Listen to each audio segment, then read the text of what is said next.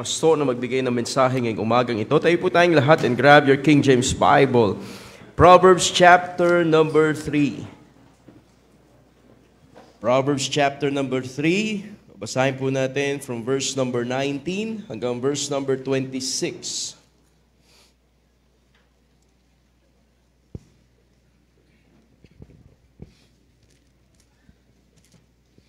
Proverbs chapter 3 verse 19 hanggang verse number 26. Andiyan na po kayo. Amen? Amen.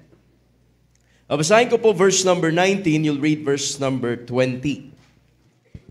Sabi po ng Bible sa verse number 19, "The Lord by wisdom hath founded the earth, by understanding hath He established the heavens." Verse 20.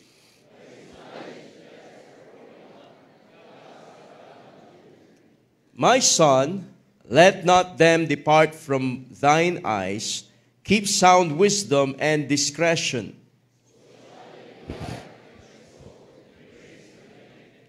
Then shalt thou walk in thy way safely, and thy foot shall not stumble.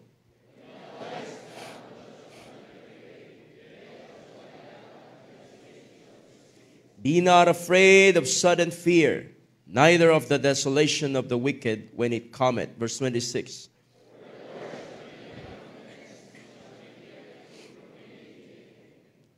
Napakalinaw po dito sa ating binasa kung gaano kahalaga ang wisdom. A very simple message this morning, ang Kristiyanong may wisdom. Ikaw ba isang Kristiyanong may wisdom? Ano ba ang isang Kristiyanong may wisdom? Tayo po'y manalangin. Dakilang Diyos, salamat po sa inyong pagpapala sa aming buhay. Salamat po sa inyong salita na aming binasa. Patawad po sa aming mga pagkukulang, pagkakasala. Mahal po namin kayo. Holy Spirit of God, kayo po manguna sa aming kalagitnaan. Challenge the hearts of your people. I just want to be a blessing and be a help to each and everyone. In Jesus' name I pray. Amen. Amen. Thank you po. You may be seated. Thank you for standing. Ang Kristiyanong may wisdom. Now, marami pa pong talata patungkol sa wisdom ng Panginoon. Sa Proverbs chapter 4, makita po natin dito gaano kahalaga ang wisdom. Proverbs chapter 4 verse number 5, sabi po ng Bible, "Get wisdom, get understanding, forget it not, neither decline from the words of my mouth. Forsake her not, and she shall preserve thee. Love her, and she shall keep thee." Verse 7, "Wisdom is the principal thing, therefore get wisdom. And with all thy getting, get understanding." For you to have wisdom, you need the Word of God. Ibig sabihin, intentionally, you want to have wisdom. Kaya nga ang prayer natin, "Lord, give me wisdom, give me wisdom, give me wisdom, give me wisdom." Hindi nawawala sa panalangin natin na tayo ay humingi ng wisdom mula sa Panginoon. Now, lalo nating mauunawaan gaano kahalaga ang wisdom.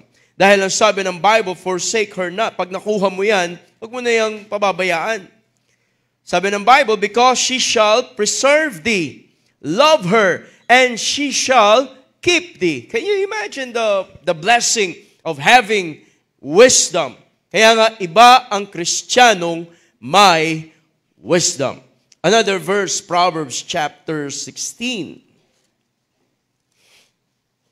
Proverbs chapter 16, verse number 16. Sabi ng Bible, "How much better is it to get wisdom than gold, and to get understanding rather to be chosen than silver." Can you imagine? Ito'y inihalintulad sa treasure, sa gold, na mas higit pa ang pagkakaroon ng wisdom. Sometimes, hindi natin nakikita ang kahalagahan nito, but the Bible is preaching na mahalaga sa buhay ng isang Kristiyano ang tinatawag na wisdom, because it is better than gold. It is better than silver. Proverbs chapter 23, verse number 23. Sabi ng Bible, "By the truth and sell it not. Also, wisdom and instruction and understanding. Ibig sabihin, talagang mag-exert ka dito ng effort. You need to buy it, but don't sell it. Somebody wants to take it away from you. Pero wag mong bibitawan ang wisdom.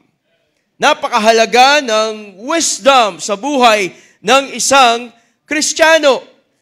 Now, hindi natin may apply ang mga bagay na natutunan natin mula sa salita ng Diyos at sa mga prinsipyong napapakinggan natin sa preaching through this pulpit and through the preaching of our pastor kung walang wisdom, kung hindi natin ito i-apply. Because wisdom is applying the things we learn from God. 1 Corinthians chapter 1.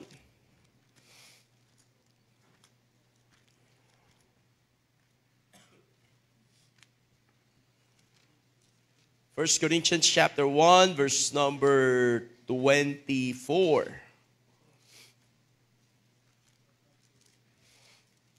Sabi ng Bible sa verse number 24, but unto them which are called both Jews and Greek, Christ, the power of God and the wisdom of God. Verse 25, because the foolishness of God is wiser than men, and the weakness of God is stronger than men.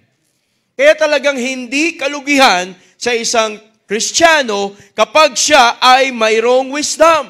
Ang laki ng advantage ng isang taong mayroong wisdom dahil mauunawaan natin from the very Word of God that wisdom is Jesus Christ Himself. Kaya nga nabago ang buhay ng isang tao dahil kay Kristo, katulad ng inawit kanina sa special number. Why? Dahil sa Panginoon at siya rin ang sinasabi ng Biblia na wisdom na kapag ang tao ay nag-aral ng salita ng Diyos at in-apply niya ito sa kanyang buhay, hindi niya yun magagawa kung hindi dahil kay Kristo. Dahil ang Panginoon mismo ang wisdom. Magtataka yung mga tao, ano yung nangyari sa iyong buhay? Nakikita ko ang Panginoon sa iyong buhay. Why? Because of wisdom. Merong wisdom, application of what we have learned from God. Ang wisdom, ito ay karunungan at paggawa ng pinakamahusay na pamamaraan mula sa Diyos. Yung gusto ng Panginoon na gagawin natin.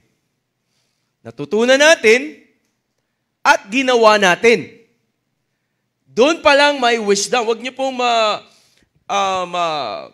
maisip, mali yung naisip niyo na pag wisdom, matalino. Pag wisdom, magaling. Hindi po. Ang may wisdom ay yung nag-aaral at tumatanggap ng karunungan mula sa Panginoon at ina-apply niya, ginagawa niya yung kanyang napapakinggan. Doon tayo nagkakaroon ng wisdom. Kaya nga gusto natin ang kapangyarihan ng banal na Espiritu sa ating buhay because kung wala tayong wisdom, hindi natin i-apply yung ating mga natutunan. But the Holy Spirit will work in our lives and as we study God's Word, magugulat na lang tayo na meron na tayong wisdom.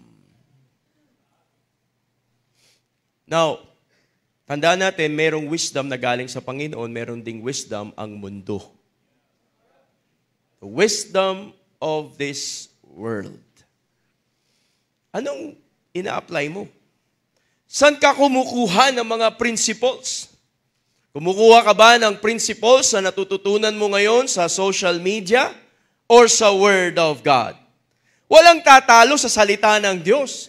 You go back to the Word of God and study it for yourself. Na pag pumunta ka sa ating panambahan, dala-dala mo ang iyong Biblia, dala-dala mo ang King James Bible, at habang binabasa mo yan, sinasabi mo sa sarili mo, wow, ito yung tinuturo ng Panginoon sa akin na dapat kong gawin.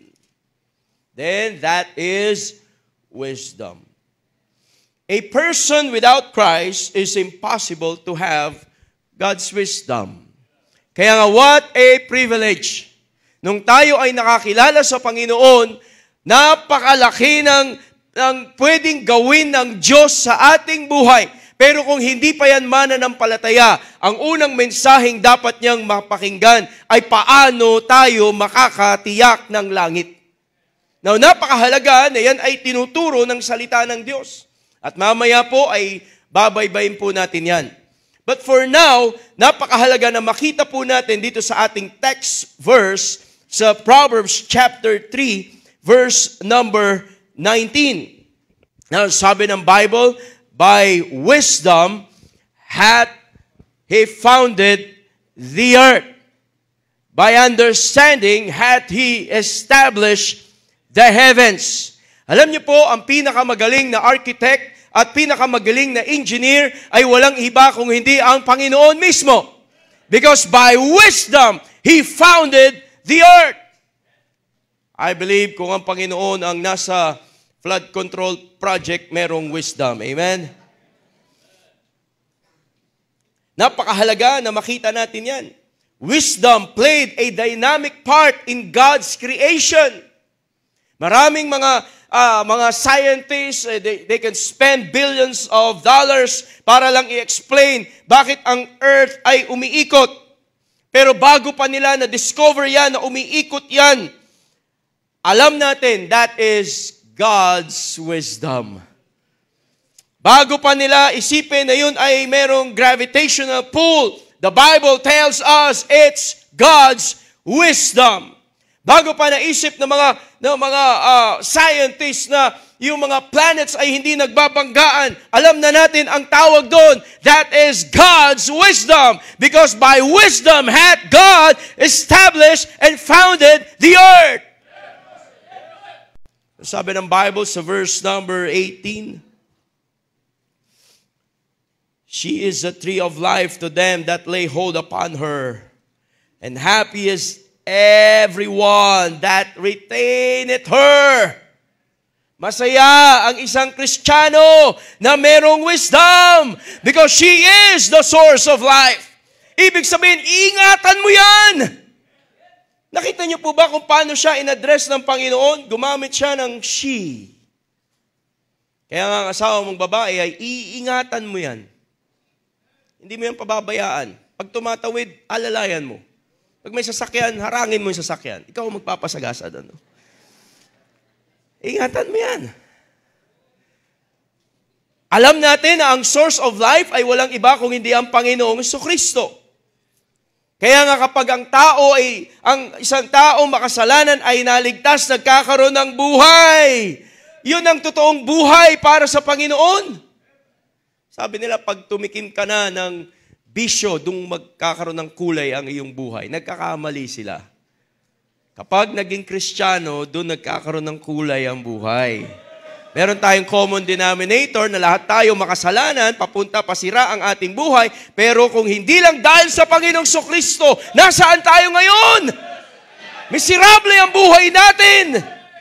Pero salamat, merong Panginoon na kayang magbago ng buhay. Ang Kristiyanong may wisdom ay may mga puntos na ating pag-aaralan ngayon. Unang puntos. Ang Kristiyanong may wisdom, number one. Una sa lahat. Ayan. Maayos ang buhay. Maayos ba buhay mo? Sabi ng Bible sa verse number 23, Proverbs chapter 3, verse number 23. Ang sabi ng Bible, then shalt thou walk in thy way safely, and thy foot shall not stumble. Wow, what a great blessing. Naging maayos ang buhay natin. Wala tayo dun sa slippery places. Our feet shall not stumble. Kapag yung parati ka nadadapa, walang wisdom yan. Merong paraan para ikaw ay hindi madapa, that your feet will not stumble. We need the wisdom of God. We need more of the Word of God. Salita ng Diyos ang kailangan natin para tayo magkaroon ng wisdom. Kapag hindi na maayos ang buhay natin, wala na tayong wisdom. Pero pag maayos ang buhay natin, mayroon tayong wisdom. Bilang Kristiyano, napakahalaga na ito ay dapat mailagay sa ating mga puso't isipan. Gusto mo ba ng maayos na buhay? Then be that kind of a person, Kristiyanong may wisdom. Psalms 119.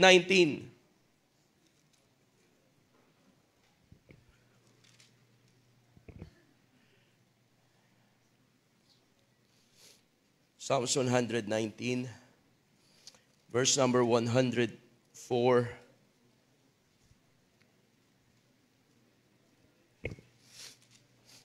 104.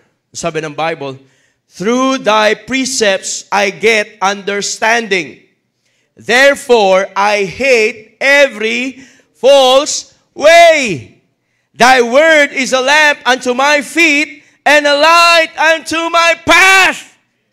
What a great blessing for a child of God na meron ng salita ng Diyos. At kung bakit mo ikakamuhian and every false way is because of the feeding of the Word of God in our lives. The more Word of God na ating mapapakinggan, the more na sabihin na ayaw ko na yung kasalanan, ayaw ko na yung buhay na magulo, ayaw ko na buhay na wasak, ayaw ko yung buhay na parang walang patutunguhan because I have the Lord Jesus Christ in my heart.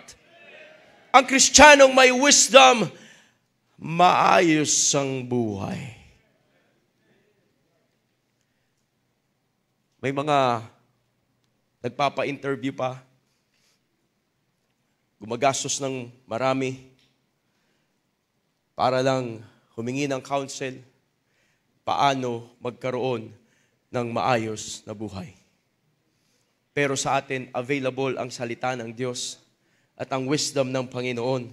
All we had to do is to apply the Word of God in our lives.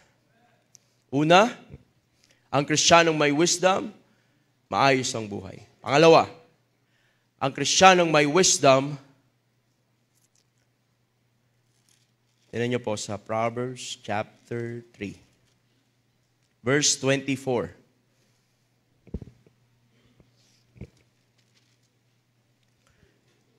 When thou liest down, thou shalt not be afraid. Yea, thou shalt lie down, thy sleep shall be sweet.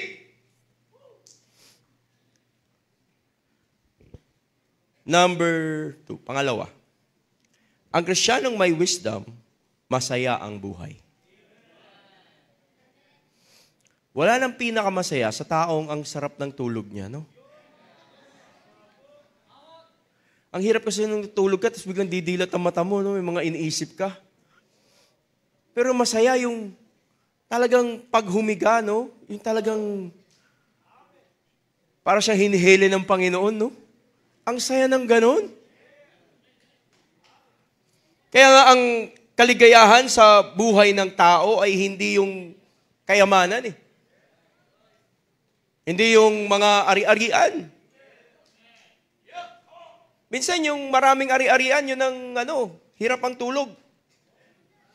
Naisara mo na ba yung ating Eastern Gate? Pambihira, no? Grabe, no? Grabe, no? Lahat ng kanto merong gate. Napakahalaga sa buhay natin na tayo ay masaya. Alam niyo yung tao merong sweet sleep? Satisfied yan. Sweet sleep. Nagtrabaho ka sa buong maghapon at pagkatapos matutulog ka na, meron kang sweet sleep. Di ba, yun yung taong merong wisdom eh. Kasi alam niya ang ginawa niya sa buong maghapon ay kalooban ng Diyos. Psalms 119. Balik tayo doon. Verse number 161.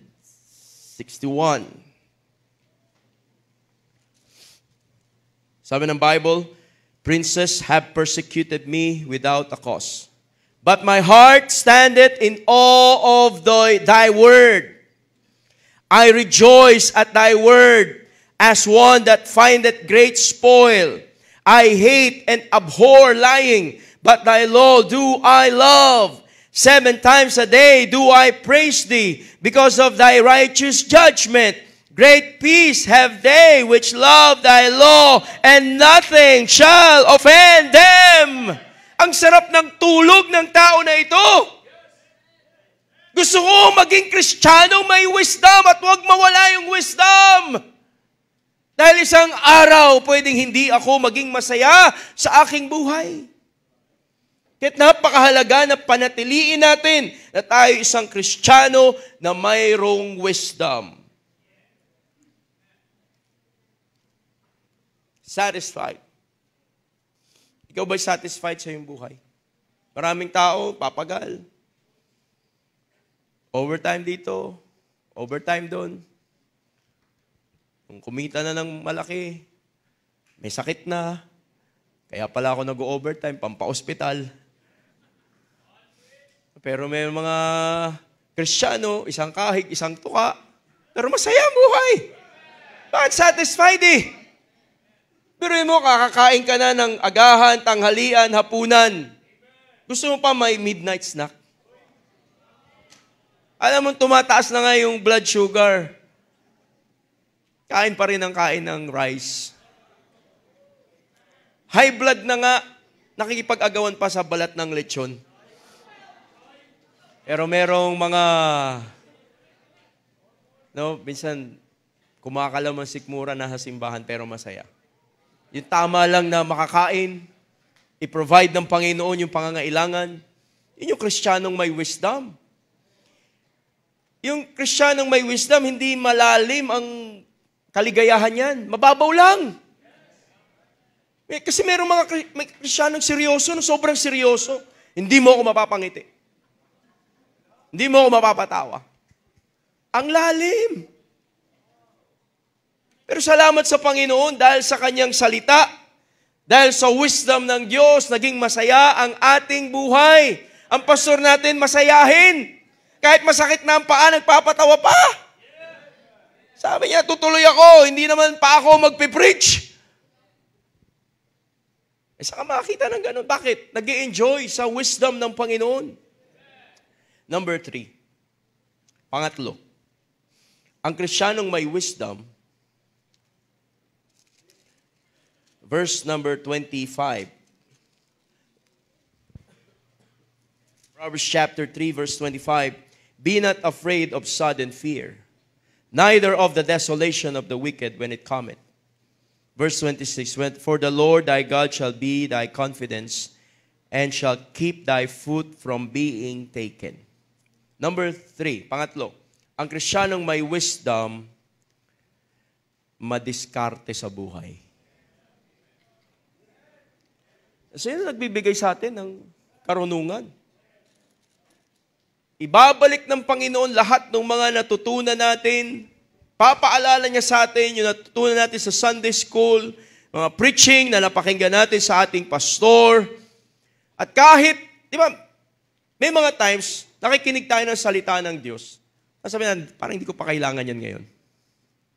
Pero pag dumating na tong sudden fear, ano sabi ng Bible? Be not afraid of sudden fear. Yung mga taong madiskarte, o kaya ang galing niya kasi madiskarte. Hindi talaga yung diskarte mo eh. Kaya mo nagawa yun because of the wisdom of God. Parati nating binabalik sa Panginoon kung bakit naging madiskarte sa buhay even when everything is falling apart. Yung bang bumagsak na ang ekonomiya pero tuloy-tuloy ka pa rin.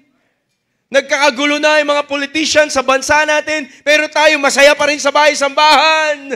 When everything is falling apart, madiskarte pa rin tayo sa buhay. Why? Because sa isang Kristiyano may wisdom, ang Diyos ang magbibigay sa iyo ng paraan. How are you going to make it through?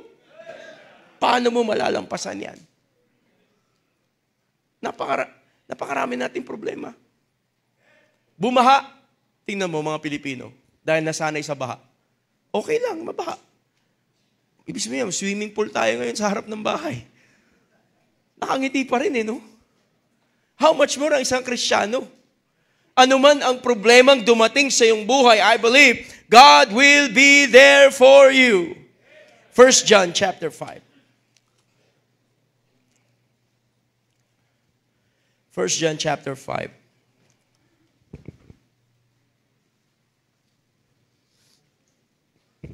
Sabi ng Bible sa verse 4, "For whatsoever is born of God overcometh the world. And this is the victory that overcometh the world, even our faith. Who is he that overcometh the world? But he that believeth that Jesus is the Son of God." Sino ang makapag-overcome ng maraming problema sa buhay? Ang mga Kristiyanong may wisdom. You can make it through dahil ang Panginoon ang siyang magbe-bless sa iyong buhay. Ang Kristiyanong may wisdom, maayos ang buhay. Pangalawa, masaya ang buhay. Pangatlo, diskarte sa buhay. Naalala niyo nung pandemic? Kanya-kanyang diskarte yung mga Kristiyano. Inarang ng barangay, saan ka pupunta? Mamalengke lang. Nagsimba, nakapamalengke, no? Ni-lockdown tayo Hindi natin alam ang gagawin nun. Pero si pastor nag-pray, miniting niya kami mga area captains. Ang gagawin na, talagang wala nakakaalam. Ang hirap nun. Araw-araw kami nag-meeting. Ay kung hindi ginawa yun, wala na yung mga miyembro ng simbahan. Doon tayo nagkaroon ng live programs. Kaya nga, nagkaroon ng wisdom at in-apply natin, nakita natin na pagtagumpayan natin. Panghuli, pangapat, ang Kristiyanong may wisdom, pangapat, verse number 27 and 28. Proverbs chapter 3, verse 27. Sabi ng Bible, "Withhold not good from them to whom it is due, when it is in the power of thine hand to do it. Say not unto thy neighbor, Go and come again, and tomorrow I will give, when thou hast it by thee." Ang Kristiyanong may wisdom, mapagbigay ng buhay. Ang Kristiyanong may wisdom, mapagbigay ng buhay. Acts chapter 20.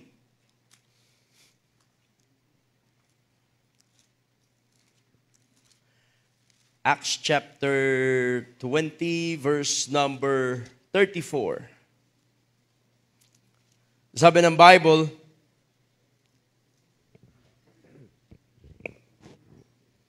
verse number 34, "Yea, ye yourselves know that these hands have ministered unto my necessities, and to them that were with me. I have shewed you all things, how that so laboring ye ought to support the weak, and to remember the words of the Lord Jesus, how he said, It is more blessed to give than to receive." Ang Kristiyanong may wisdom, mapagbigay ng buhay. Ibig sabihin, ang Kristiyanong may wisdom, soul winner. He that winneth souls is wise.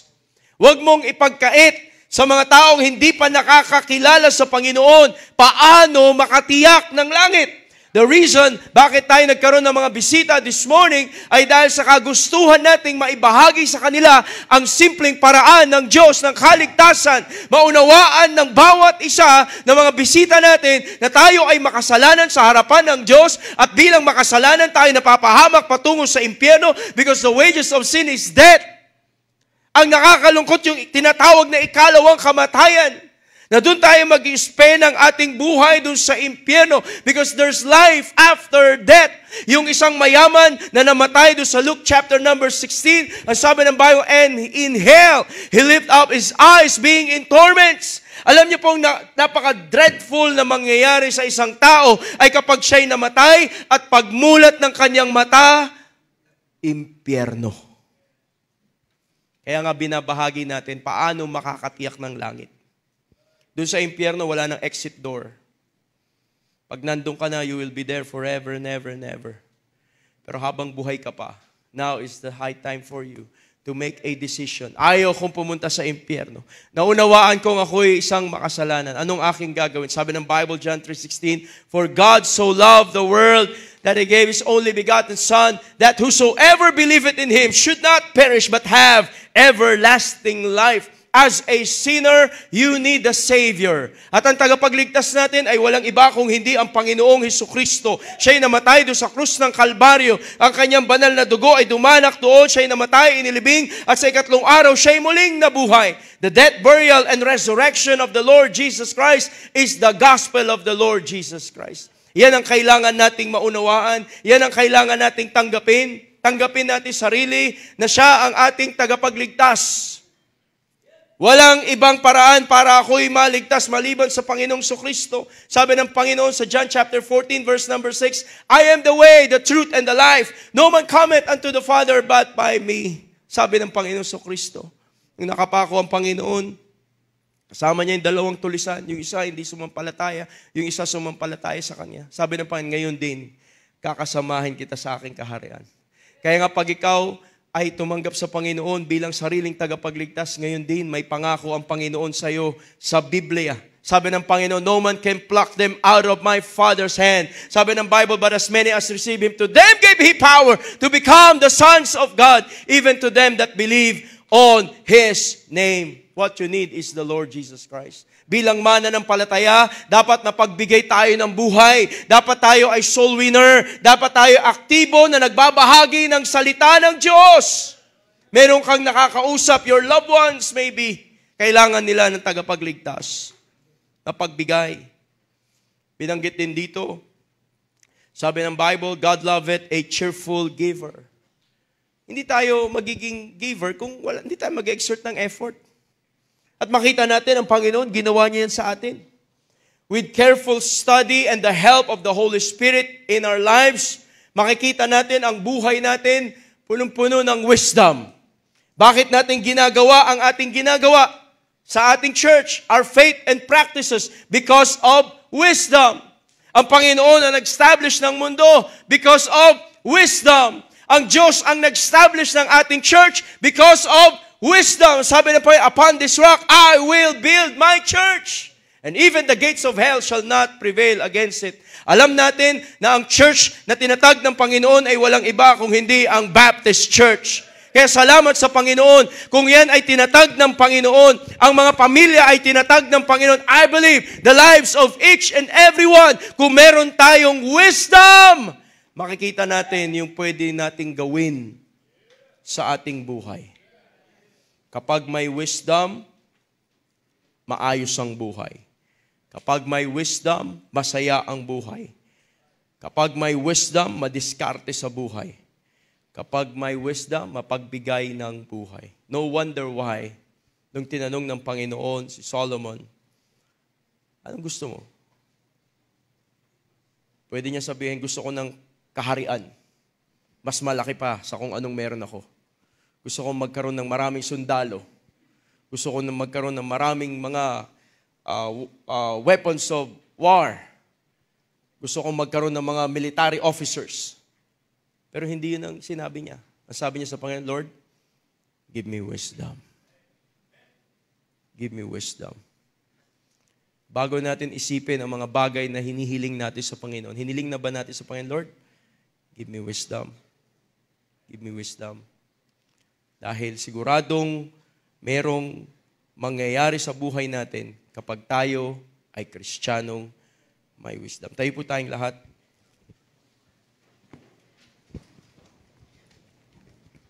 Una po sa ating mga bisita, somebody will show you God's simple plan of salvation. Meron po tayong mga visitors na nag-surrender to follow the Lord in the water baptism. Ang mga lalaki po dun sa F.R. Hernandez Building. Ang mga kababaihan po ay dito sa auditorium. Sama po kayo sa kanila. At sa mga bisita po namin na dapat ma-share sa inyo ang simpleng paraan ng Diyos ng kaligtasan, somebody will show you God's simple plan of salvation. Sama po kayo sa kanila. It's about mananampalataya. This morning, the message is clear. Iba ang Kristiyanong may wisdom. So kung gusto mo ng wisdom, ask God.